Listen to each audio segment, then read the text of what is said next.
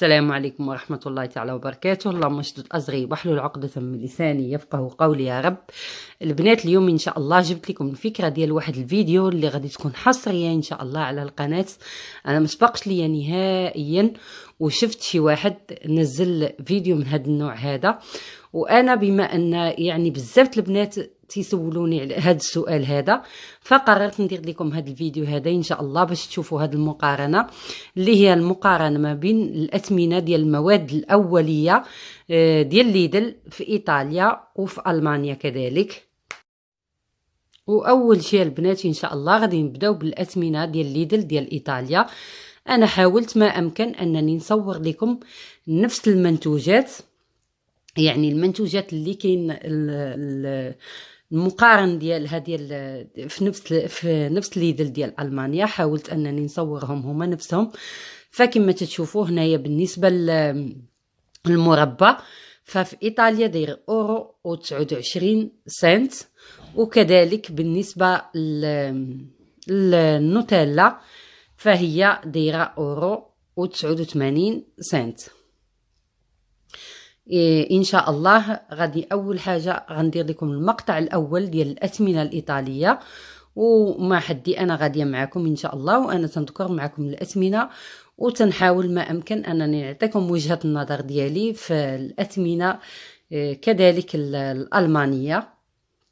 المهم كما شفتوا فهنايا الارز البسماتي دير اللي هو يعني الارز المستعمل اكثر، على الاقل انا في البيت ديالي تنستعملو، يعني هو اكثر من الرز العادي، دير اورو و65 عفوا في ايطاليا الكيلو هذا.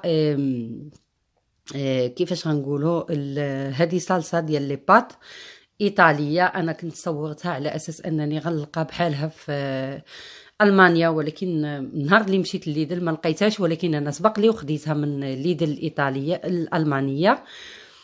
وهنا كما شفتوا فبالنسبه للارز العادي فدير يعني كاين هذا النوع هذا اللي داير اورو و15 الكيلو.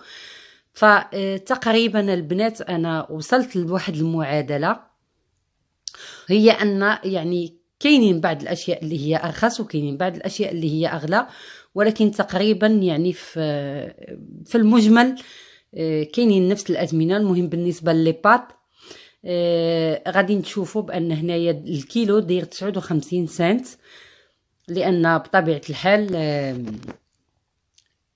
الحال غادي تكون ارخص في ايطاليا، لان هذه ماده اوليه ايطاليه، فبطبيعه الحال غادي تكون ارخص. ولكن البنات من بعد فاش غتشوفوا المقاطع ديال المانيا يعني ما غاديش تلقاو واحد الفرق اللي هو كتير بزاف، فقط يعني على حساب كل منطقه.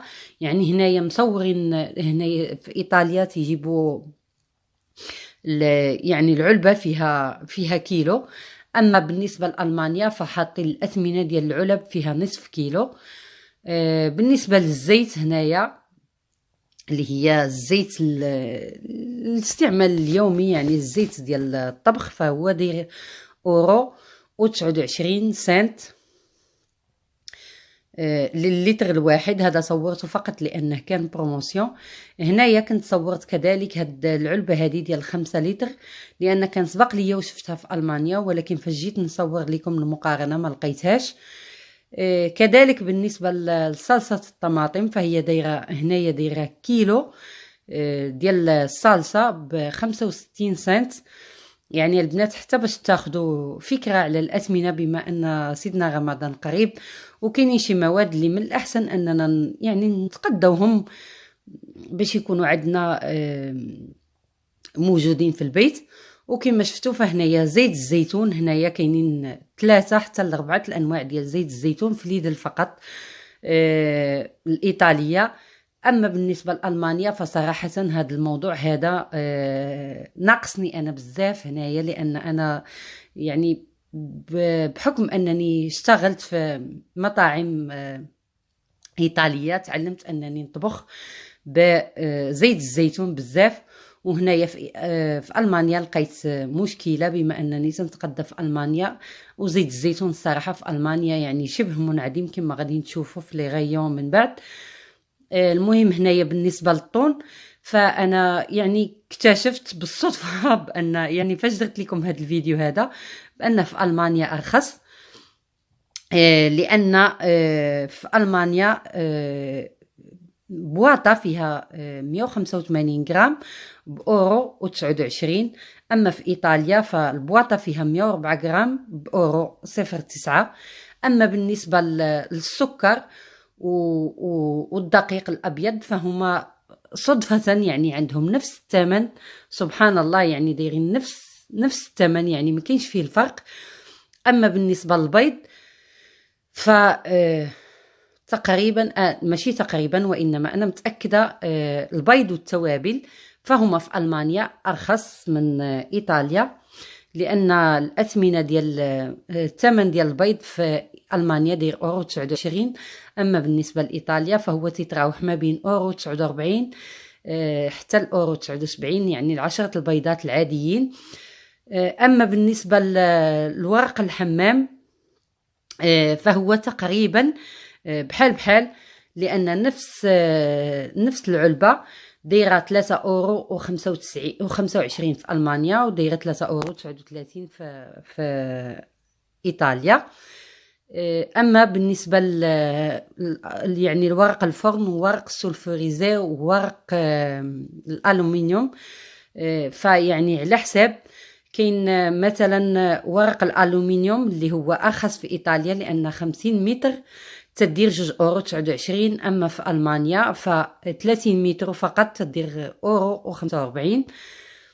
اما بالنسبه للحليب فتقريبا يعني شي سنتيمات قلال هما اللي يديروا الفرق، ولكن في ايطاليا ارخص لان اللتر الواحد داير 59 و 59 سنت، يعني اللي هذاك اللي مزال منه الدهون. وهنايا بدينا في الجوله في ليدل الالمانيه. دائما بديت لكم بالنوتيلا والمربى بما انني بديت بهم حتى في الفيديو السابق. فكما شفتوا هنايا المربى في المانيا فهو فقط ب 99 مقارنه مع ايطاليا اللي باورو و29. اما بالنسبه لصلصه الطماطم فهنايا سامحوني ركزت على العلبه خطا لان هذه بيو. اما الاخرى اللي حداها فهي دايره 39 سنت نصف كيلو. اما في ايطاليا فقلت لكم كيلو داير 65 سنت، فهما تقريبا بحال.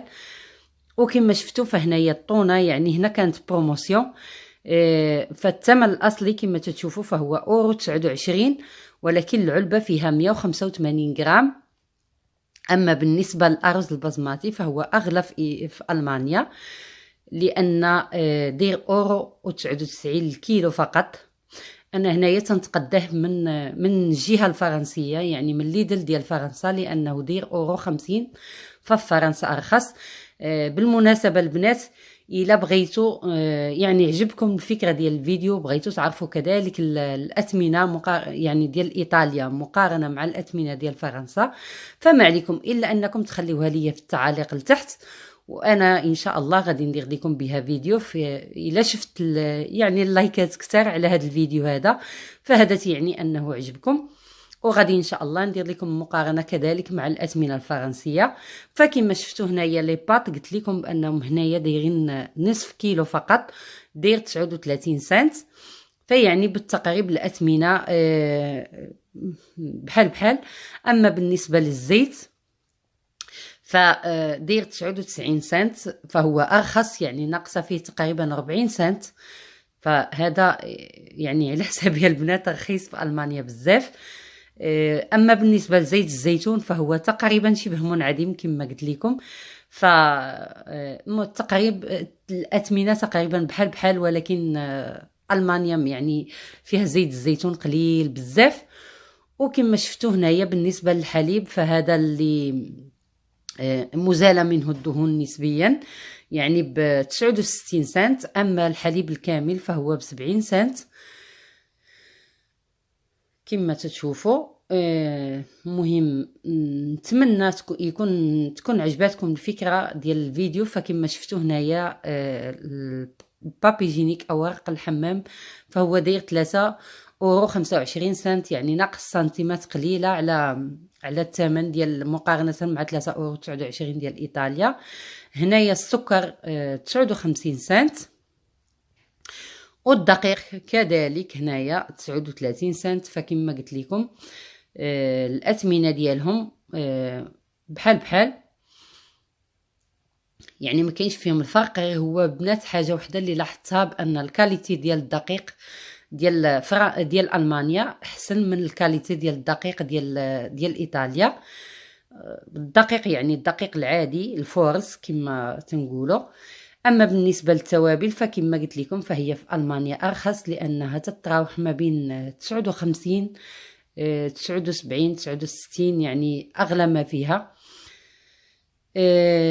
اما بالنسبه لصابون الاواني فهو في ايطاليا ارخص، لان دير لتر ونصف ب 89. اما في المانيا فهو لتر واحد فقط دير نفس الثمن. وكما قلت لكم هنايا بالنسبه للاوراق الفرن وورق السولفوريزي وهذا تقريبا هما عندهم نفس الاثمنه، الا ورق الالومنيوم اللي هو ارخص في ايطاليا. لان كما قلت لكم يعني ما خصكمش تقراو فقط الثمن، وانما خصكم تقراو الكم. فكما قلت لكم ما خصكمش فقط تقراو الاثمنه بالضبط، وانما خصكم تقراو الكميه. الا كان العبار بالمتراج تقراو كذلك العبار بالمتراج، وتحاولوا ما امكن انكم تقارنوا نفس المواد، والا فالمقارنه ما غاديش تكون يعني هي هذيك. ونتمنى يكون عجبكم المحتوى ديال الفيديو ان شاء الله، وتشجعوني باش ندير لكم فيديوهات اخرى من هذا القبيل.